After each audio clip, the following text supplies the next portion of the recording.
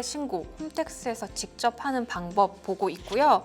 이번 시간 이어서 같이 보도록 할게요. 우리 지난 시간까지 우리 업종별로 수익금액 입력하는 것까지 했죠. 자, 이어서 보도록 할게요. 자, 수익금액을 업종별로 입력하고 나서 사업소득에 대한 원천징수를 입력하는 요 메뉴가 보이실 거예요.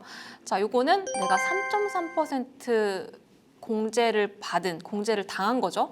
자, 미리 납부한 그 세액에 대해서 입력을 하는 메뉴라고 보시면 돼요. 그래서 내가 어떤 업체에 얼마의 원천징수를 당했는지 그거를 입력하는 메뉴라고 보시면 되겠습니다. 그래서 이거를 놓치시는 분들도 굉장히 많아요. 이걸 놓치시게 되면 내가 그동안 3.3% 미리미리 냈던 것을 기납부세액으로 공제를 받지 못하게 되는 거니까 굉장히 큰 손해가 됩니다. 그래서 반드시 이 원천징수 대한 이 기납부세액 반드시 여러분들 꼭 체크를 해주셔야 되는데요. 자, 보시면 사업자 등록번호라고 되어 있는 부분 보이시죠? 이거는 원천징수를 당한 그 업체에 대한 그 내역이라고 보시면 되고, 이거를 하나하나 입력하시지 않아도 되고요. 내가 공인인증서로 로그인하고 그 본인 인증을 했다라고 하면 저절로 다 끌어와줄 수가 있어요. 메뉴에서 중간쯤 보시면 사업소득 원천징수 내역 불러오기라는 메뉴 보이시죠?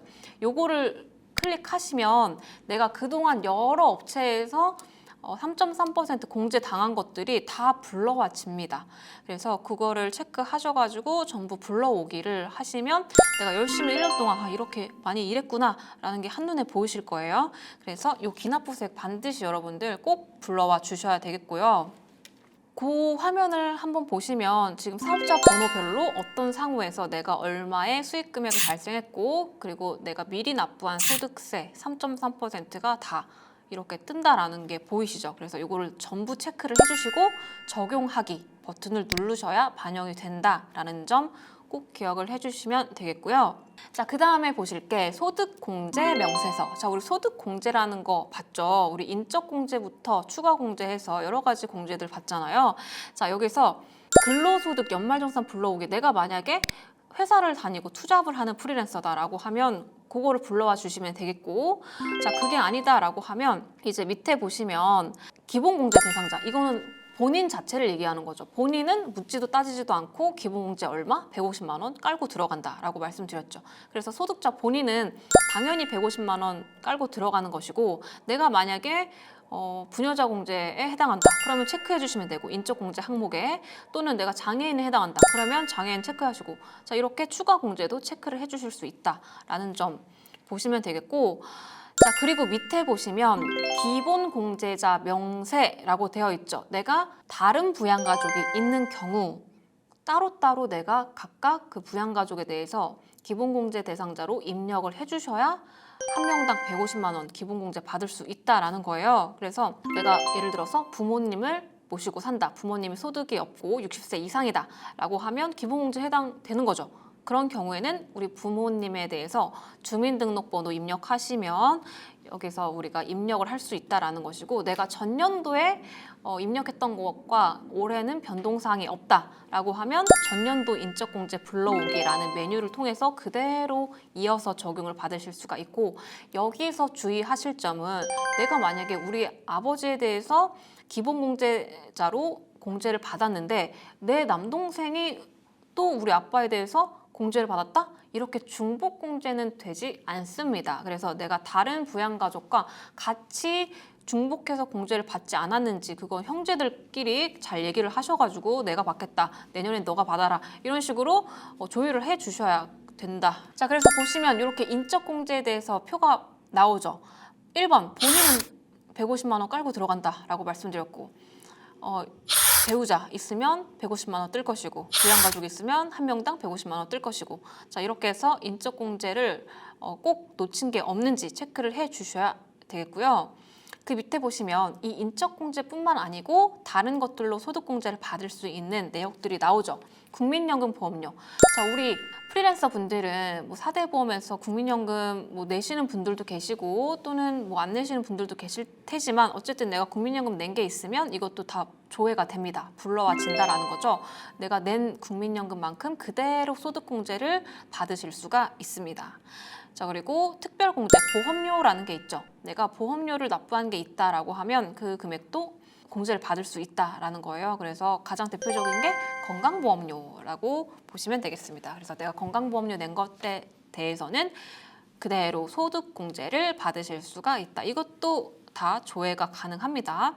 자, 그 다음에 이어서 보면 주택마련저축 내가 공제를 받을 게 있다라고 하면 그 부분도 공제를 받을 수 있고, 자 19번 보시면 소기업 소상공인 공제 부금이라는 얘기도 나오죠. 이거 우리 봤던 내용이죠. 소기업 소상공인 공제를 하면 내가 불입한 금액만큼 그대로 소득공제 받을 수 있다라고 말씀드렸잖아요. 그래서 내가 불입한 금액이 있으면 그 금액을 입력해 주시면 되겠고요. 자, 그리고 신용카드 소득공제도 받으실 수가 있습니다. 그래서 이것도 내가 계산하기 버튼을 누르시면 1년 동안 쓴 금액, 그리고 내가 공제받을 수 있는 금액 다 저절로 계산이 된다라는 거예요. 요즘 홈택스 굉장히 편하죠.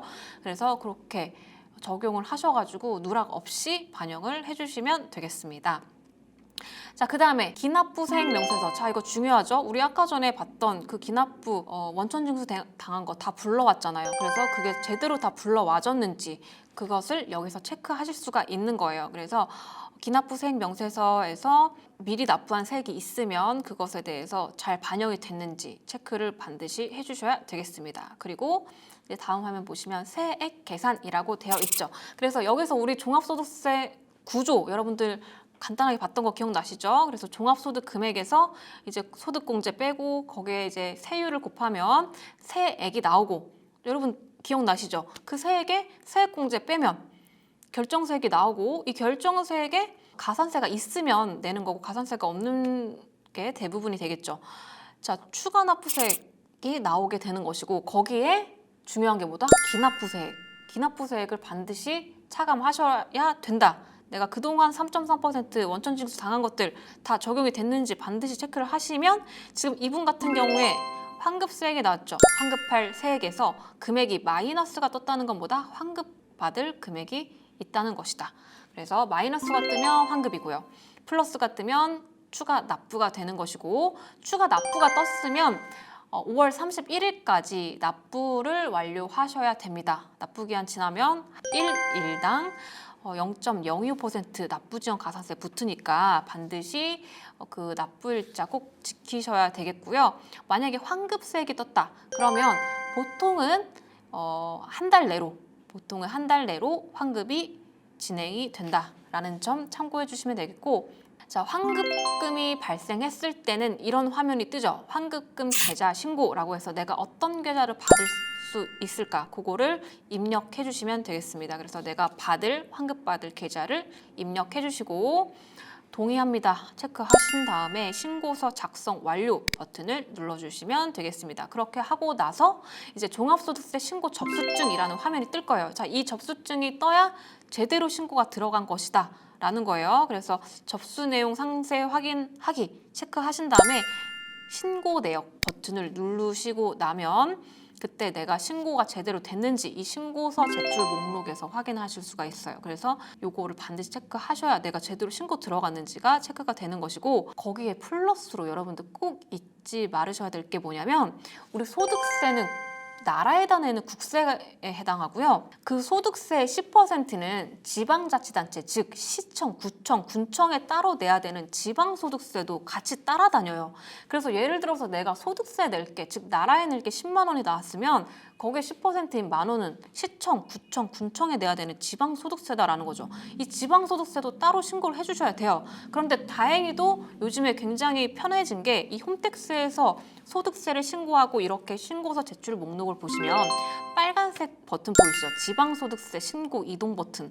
그것만 누르시면 내가 굉장히 간편하게 클릭 몇 번으로 지방소득세까지 같이 신고가 된다라는 점 참고해 주시면 되겠고, 그래서 국세가 10만 원 나왔고 지방소득세가 만 원 나왔으면 각각의 가상계좌로 따로따로 납부를 해 주셔야 된다라는 점까지 꼭 주의를 해 주셔야 되겠습니다. 자, 이렇게 해서 홈택스로 신고하는 방법 같이 봤고요. 여러분들 수고 많으셨습니다.